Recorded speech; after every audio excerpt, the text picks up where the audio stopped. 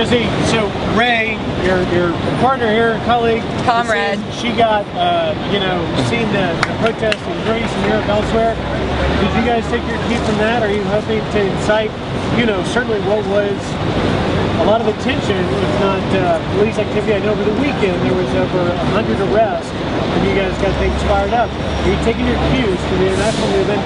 And how do you want to see this in? What do you, if you could have it in a perfect way, how would it be? Well, I don't know. It's really difficult to kind of answer questions leading to those conclusions. I'd say that we didn't take our cue off of anybody, really. It became a more spontaneous movement. As far as seeing this end, I wouldn't like to see it end. I'd like to see the conversation continue. This is what we should have been talking about after 2008 when the economy collapsed. We basically patched a hole on the tire and said, yeah, let the car keep rolling. Unfortunately, it's fun to talk to the propaganda machine in the media, especially conservative leading networks such as yourself, because we find that we can't get conversations on the Department of Justice's ongoing investigation of News Corporation, for which you are an employee, but we can certainly ask questions like, why are the poor engaging in class warfare? Now, after 30 years of having our living standards decrease while the wealthiest 1% have had it better than ever, I think it's time for maybe, some participation in our democracy that isn't funded by news cameras and gentlemen such as yourself. Okay, but let me give you this challenge, Jesse.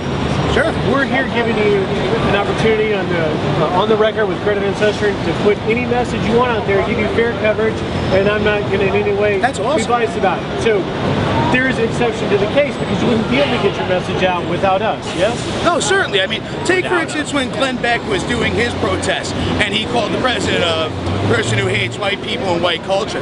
That was a low moment in Americans' history, and you guys kind of had a big part in it. So I'm glad to see you coming around and kind of paying attention what the other 99% of Americans are paying attention to, as opposed to the far-right fringe who would love to just destroy the middle class entirely. All right, fair enough.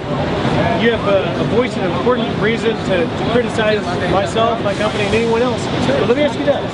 In fairness, does this administration, or President Obama, have any criticism as to the financial situation in countries in there? I think myself, as well as many other people, would like to see a little bit more economic justice or social justice, Jesus stuff, as far as feeding the poor, health care for the sick.